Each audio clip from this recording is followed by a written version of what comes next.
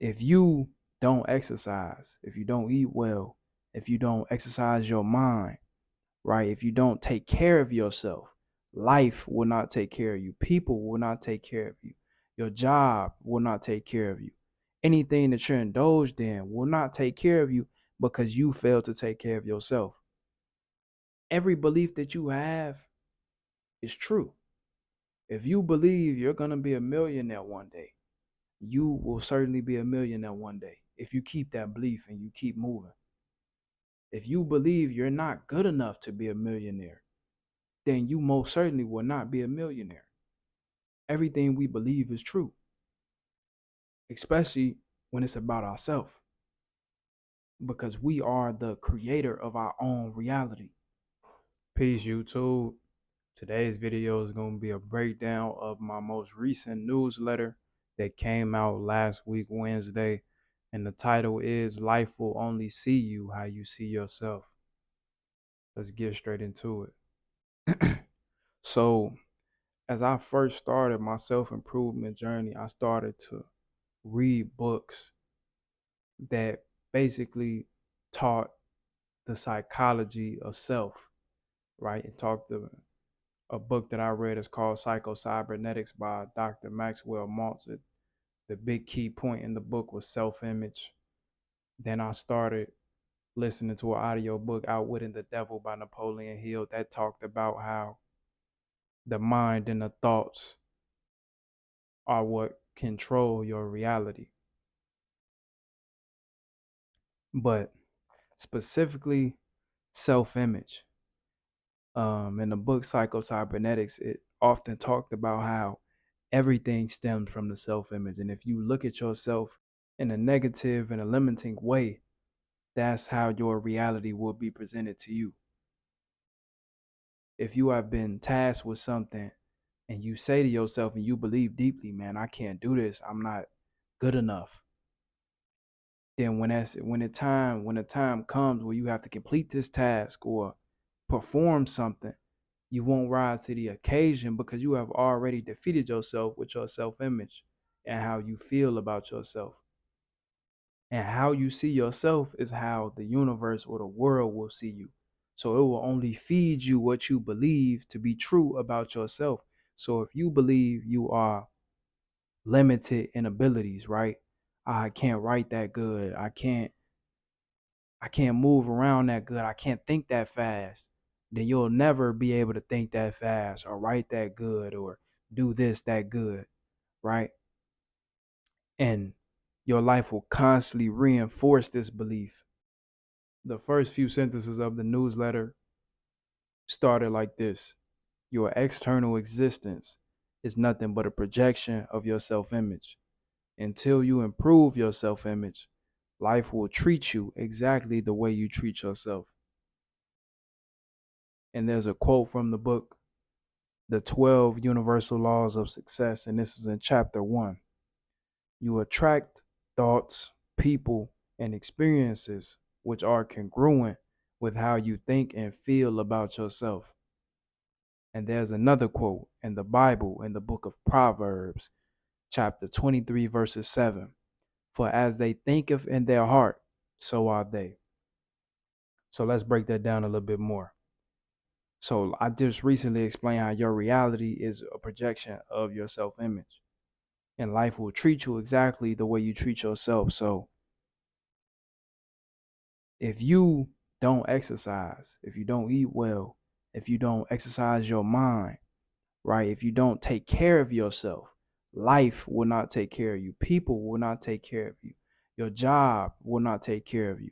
Anything that you're indulged in will not take care of you because you failed to take care of yourself, right? So it's just like a mirror reflection. And that Bible verse is so profound because belief, deep belief about yourself is usually seated in the heart, because that's where you feel the most. That's where the most emotion is. And emotion is an electrical charge. So any thought that's fueled with emotion will become manifest. So you could be like, man, I want to start this business. Then boom, you hit your first resistance. You see your first adversity. And then you like, man, I don't know if I can do this, right? And you starting to feel sad about it. Okay, then your business is gonna fail, right? Because that's what you believe deep in your heart, that you're not ready for this. So life will take that and be like, yeah, you're not ready for this, right? But if it was reversed and you was like, man, okay, I'm gonna figure this out and I'm still gonna succeed, life is gonna be like, okay, you're going to figure this out and you're still going to succeed, right? So it's going to present to you what you believe or present to yourself. I want you guys to ask yourself these questions. Do you see yourself as a winner or a loser? Do you see yourself as broke or rich? Do you see yourself as healthy and in shape or out of shape and unhealthy? Are you unsure of those answers? If you are, there's your dilemma right there. And this is not you lying to yourself. This is you being truthful with yourself, right? But you have to see things before they actually happen in order for them to happen. So you may then took some losses recently, right? But what do you believe about yourself? Do you believe to yourself to be a loser? If so, you're going to keep losing. Do you believe yourself to be a winner? Then you're going to win eventually, even if it's not the next one, right? That's the thing. We have to stop thinking just because we thought something, oh, I'm a winner, that we automatically gonna win because of that. No, there has to be a real desire, a real faith that I'm a winner, right? So you're gonna get tested on that belief. The lens which we see ourselves is the same lens all of our life experiences are filtered. Even in moments when we exceed our own expectation, a poor self image will find a way to reassert itself. The constant belief that we are lacking, broken, or limited by circumstance is the true thief of success. This is so big. When I was playing basketball and I had gotten to a point where I was actually like working hard, I was getting trained, right? I was conditioning myself. I was getting trained in basketball drills and 5-on-5 and stuff like that, which I haven't really done in the past. This was like 8th grade. And I started to see real improvements with my performance in an actual live game, right? More improvement that I've seen in past years. But when it got to that winter time, when it started to get cold outside and I had to go back to my auntie's house, right? And she stayed far from the workout place that I was coming to. So I just figured I wouldn't be able to get a ride back and forth because they weren't really up to giving me a ride to places that were far away. That was kind of like taking them out of their way, out of their routine and what they had to do. Right. So I didn't even ask. I was just like, man, I'm not going to be able to go. Right. And this is something that consistently happened when it got cold outside because I usually would work out outside by myself. So when that would happen, all of this confidence that I had built up from training and seeing my performance improve diminished when I saw myself being limited by my circumstances. Oh man, they not gonna take me. It's gonna be hard to get back and forth, right? I'm just gonna leave it alone and then just let it work out how it work out. I allowed my circumstance to limit me in my journey, in my improvement, in my self-improvement. And what did happen? I started to lose the progress that I made, right? That poor self-image that I had, not only about myself, but about my life, reasserted itself. So be careful of what you believe about yourself and who you are and your circumstances because it is a thief of success, right? I don't care how bad it may look. You have to believe that there's a positive even in the most negative circumstances because if you don't, those negative circumstances will overtake you. Never believe you can't do something. I'm telling you, just like I said, I don't care what it is. Never believe you can't do something because every belief that you have is true. If you believe you're going to be a millionaire one day, you will certainly be a millionaire one day if you keep that belief and you keep moving. If you believe you're not good enough to be a millionaire, then you most certainly will not be a millionaire. Everything we believe is true, especially when it's about ourselves, because we are the creator of our own reality. We talk about the originator, the creator of the whole universe, of the whole phenomenon, right? God. But we have our own little microscopic reality that is inside of the whole reality. And we have been deemed creators of this reality. Take a look back on your life and the things that have happened, and take a look at the part you played in this happening. Specifically, look at your perspective. How did you perceive the things that you were going through? And how did that lead to events playing out in your life and things not working out, decisions you made? This has to be a self-reflection and a self-analysis thing, bro, because we are the creator. So we have to check ourselves and we have to make sure we're aligned with where we want to be. Because if we're not, we're going to constantly come back to this place that we do not want to be. A quote in the book Psycho-Cybernetics, I think this is in chapter 2. Each time you consciously absorb the thought, I am severely lacking in intelligence, sex appeal, social skills, coordination, financial sense, musical talent, whatever, your subconscious mind replies, Amen. See, the subconscious mind, it takes in all information, right?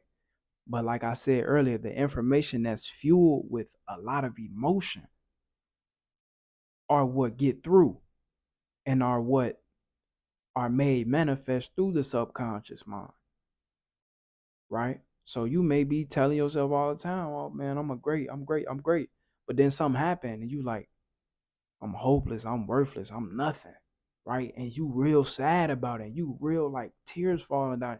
That's great emotion with that belief and with that thought. So guess what? Your reality now deems you worthless. So that will constantly reassert itself. I'm gonna give y'all a little personal story, right? When I was younger, I was raised in a household where communication was very broken, very dysfunctional, right? My family couldn't communicate with each other without yelling, screaming, and cursing, right? They couldn't sit down and have a conversation. It was always a fight. It was always conflict just to do something simple, just to get somebody to take out the trash or something like that, right? It always had to be confrontation attached to it and emotion and yelling, right? And of course, me growing up in that environment, I had caught some of that negativity. Now, it may not have been the intentions of my family who raised me, but regardless, they didn't know. But this is universal law, right? Especially when you in your younger years. I think it's like up to 7 or maybe even longer than that for most people. When people are telling you things like, man, you dumb as hell, you slow, you fat as hell, you greedy, you this, that, and the third, right? When you a kid, right? And they telling you this and they yelling at you or they're emotional, they mad when they telling you this. You feel that deeply. So you may not know it, but as you grow older, you're going to start to live up to that image that was given to you by the people that raised you. That's powerful, bro. Like, really think about it. What did your parents or the people that raised you tell you when you were younger? What did they say about you? Right? When they were mad, what did they call you? You feel me? Did they get excited when you did things good? Like when they praise you, was it out of great emotion or was it just regular? Like, oh, good job, and then went on. But when you did something bad, it was, what the? No, no, no, no, no. Something to think about. And naturally, with me taking in all that negativity, it shaped me to be like a timid person. and I was deeply critical of myself and my personality and the things I said and my actions and stuff like that. I was always nitpicking what I was doing because I didn't want to seem